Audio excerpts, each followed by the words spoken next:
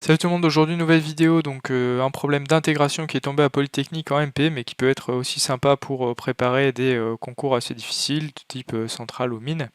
Voici l'énoncé qui consiste à démontrer l'inégalité de Wertinger et de caractériser le cas d'égalité. Donc, je vous laisse prendre connaissance de l'énoncé, mettez sur pause, essayez de chercher par vous-même ce problème. Lâchez un petit like si vous pensez que la vidéo peut vous être utile et je vais donner des indications si jamais vous êtes bloqué et passer directement à la correction. La première indication, c'est qu'on a potentiellement un problème en 0 et en 1 pour I1 et un problème en plus en 1,5 pour I2. Montrer qu'on peut prolonger par continuité les intégrandes en les points qui posent problème et faire apparaître la cotangente dans I2 pour simplifier les calculs. Pour la deuxième question, première indication, E a une structure naturelle d'espace Hilbertien. Deuxième indication, utiliser l'inégalité de Cauchy-Schwarz. Troisième indication, découper I2 en deux intégrales A plus B, où A et B sont les intégrales que je montre, et utiliser le fait que A plus B le tout au carré est supérieur ou égal à 4AB, et pourquoi est-ce que ça c'est vrai? Troisième question, première indication, on a égalité si et seulement si on a cas d'égalité pour Cauchy-Schwarz et si A égale B. Deuxième indication, il faut caractériser à l'aide de cette relation les fonctions qui vérifient le cas d'égalité à l'aide d'une équation différentielle. Allez, on est parti pour la première question. Donc on commence par l'existence de la première intégrale. On a potentiellement un problème en 0 et en 1. Donc en 0, on fait un développement de chacun des termes, donc un développement limité. Donc f de t c'est quoi? C'est f de 0 plus f' de 0 de t plus petit o de t. Et f de 0 valant 0 puisque f est dans E, eh bien on récupère que f de t est équivalent à f' de 0 fois t. Par ailleurs, cotangente de pi t, qu'est-ce que c'est? C'est cos de pi t sur sin de pi t, c'est équivalent pour t qui tend vers 0 à 1 sur pi t. Donc f de t fois f' de t fois cotangente de pi t, ça tend pour t qui tend vers 0 vers f' de 0 au carré sur pi. On peut prolonger par continuité en 0. De la même manière, en 1, on fait exactement la même chose. F de t, c'est équivalent à f' de 1 t moins 1. Cotangente de pi t, c'est équivalent à 1 sur pi t moins 1. Donc au final, on récupère que c'est équivalent, que ça tend pour t qui tend vers 1 ça tend vers f' de 1 au carré sur pi. Donc on peut prolonger la fonction par continuité en 1. Donc I1 existe. Super. Pour I2, de la même manière, on va simplifier un cran. Avant, on va développer le 1 sur tangente carré pi t. Ça va faire 1 sur, 1 sur tangente carré pi t plus 1. Donc au final, ça fait 1 plus cotangente carré de pi t. Donc on a un problème en 0, donc on fait exactement la même chose. Et au final, on récupère que c'est équivalent 1 sur pi carré t carré, 1 plus cotangente carré de pi t. Et au final, on récupère que ça tend vers f' de 0 au carré sur pi carré. En 1, on fait exactement la même chose, et en 1,5, on a f de t qui tend vers f de carré 1,5 et 1 plus cotangente carré de pi t ça tend vers 1. Donc on peut toujours prolonger par continuité. Et I2 existe et maintenant il va falloir comparer I1 et I2. Donc pour ça, on va réaliser une intégration par partie dans I1. Effectivement I1 c'est quoi? C'est f de t fois f' de t fois cotangente de pi t. Donc le produit f de t, f' de t, on sait qu'il va falloir le primitiver. On sait qu'une primitive c'est 1,5 de f carré de t, donc ça c'est un argument qu'on retrouve pas mal en physique et qu'il faut garder en tête. Et cotangente de pi t, on va le dériver. Donc qu'est-ce que c'est? C'est la dérivée du coup de tangente de pi t puissance moins 1, donc 1 sur tangente de pi t. Donc au final on va récupérer moins pi fois 1 plus cotangente carré de pi t. Donc là on est pas mal, on va récupérer notre fameuse intégrale I2. Donc allons-y, mais avant il faut quand même justifier que le crochet existe, c'est-à-dire qu'il admet des limites finies. Donc on va tout justifier, dire que U et V sont C1. Donc on pose U qui à t va associer 1,5 de f carré de t, V qui à t va associer cotangente de pi t. Ces fonctions elles sont C1, il n'y a pas de problème. Et on va vérifier que le crochet n'a pas de problème. Il n'y a pas de problème dans le crochet. Donc f carré de t fois cotangente de pi t, qu'est-ce que c'est? C'est équivalent à f' de 0 carré sur pi fois t, ça tend vers 0 pour t qui tend vers 0. Et en 1, même combat, c'est équivalent du coup à f' de 1 au carré sur pi fois t moins 1, ça tend vers 0 pour t qui tend vers 1, cette fois-ci je me suis trompé. B. Donc le crochet met des limites finies et on peut intégrer par partie. Donc allons-y, qu'est-ce qu'on trouve? On trouve I1 qui vaut donc le crochet, le fameux crochet qui va disparaître, plus pi sur 2, l'intégrale de 0,1 de f carré de t, 1 plus cotangente carré de pi t. Donc on récupère exactement I2 fois un facteur multiplicatif pi sur 2. Et donc on a I2 qui vaut pi sur 2, I1 pardon, qui vaut pi sur 2, I2. Allez, on est parti pour cette deuxième question. Donc on veut utiliser l'inégalité de Cauchy-Schwarz. Donc, donc on va considérer l'intégrale I1, donc c'est l'intégrale de 0 à 1 donc de f de t, f' de t, cotangente de pi t dt. Et ça, on va l'écrire comme le produit scalaire de f' avec g, où g c'est la fonction qui à t va associer f de t cotangente de pi t. Donc de faire ça, ça va nous permettre d'obtenir déjà une inégalité. C'est I1 au carré, c'est quoi? C'est le produit scalaire de f' avec g au carré. Ça c'est plus petit que f' au carré fois, la norme pardon, de f' au carré fois la norme de g au carré.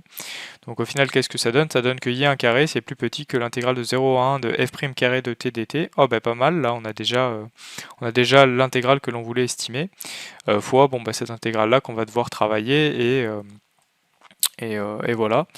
Donc I2, on a I2, on peut la séparer en deux intégrales. On a que c'est l'intégrale de 0 à 1 de f carré dt plus l'intégrale de 0 à 1 de f de t au carré ou f carré de t cotangente carré de pi t dt. Donc en fait cette intégrale là, la deuxième intégrale qu'on vient de trouver, c'est l'intégrale qu'on a qui apparaît dans l'inégalité de Cauchy-Schwarz. Donc on est pas mal avancé. On va poser I2 donc, qui vaut A et l'autre qui vaut B. De sorte que du coup, qu'est-ce qu'on a montré? On a que l'intégrale de 0 à 1 de f' carré de t dt qui est supérieur ou égal à I1 au carré sur B. Puisque ça, c'est le résultat qu'on a juste au-dessus. Donc on est pas mal. On a un lien entre I1 et I2, donc on va pouvoir l'utiliser. Et par ailleurs, donc si on a un lien entre I1 et I2, donc on va récupérer du I2 au carré. Est-ce qu'on ne peut pas, donc nous on aimerait faire apparaître l'intégrale A du coup. Donc I2 au carré, on sait que ça va être A plus B le tout au carré. Et là on va essayer de l'estimer par rapport au produit AB. Et effectivement, A plus B le tout au carré c'est supérieur ou égal à 4AB. Pourquoi? Parce que A moins B au carré c'est supérieur ou égal à 0, vu que ce sont des valeurs réelles, A et B ont des valeurs réelles. Donc de là on en déduit que 2AB est supérieur ou égal à A carré plus B carré. Donc si on développe, on a que c'est supérieur ou égal à 4AB, là le A plus B au carré. Donc on est pas mal, et là en fait on a tout ce qu'il nous faut. Et donc là tout va s'éclaircir si vous n'avez pas tout compris. L'intégrale de 0 à 1 de f' de carré de t dt, c'est supérieur ou égal à I1 au carré sur B, c'est ce qu'on avait dit. Par la question 1, on a que I1 au carré c'est pi sur 2 I2 le tout au carré. Donc on remplace, ça fait pi carré I2 au carré sur B. Et on a que I2 au carré c'est plus grand que 4AB, donc on remplace. Il va nous rester pi carré A.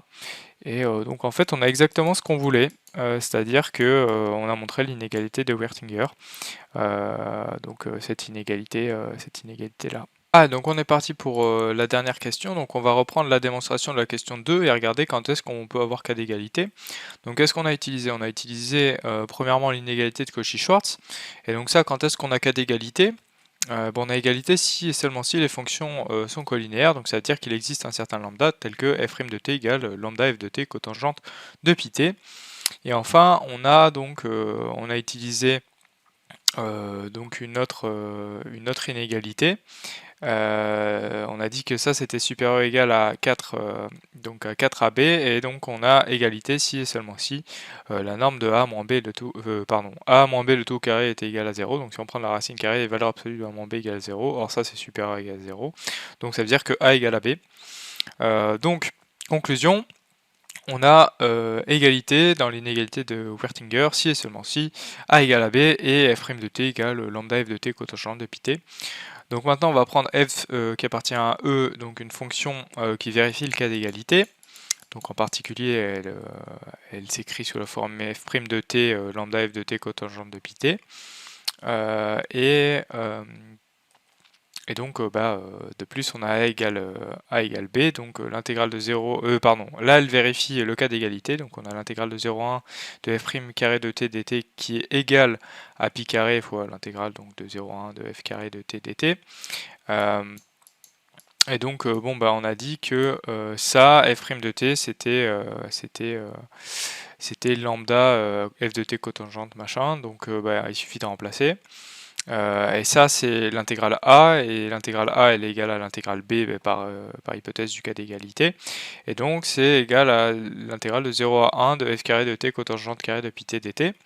Donc conclusion, on a lambda carré moins pi carré fois l'intégrale qui vaut 0, et ça a priori c'est non nul, donc on en déduit que lambda c'est plus ou moins pi.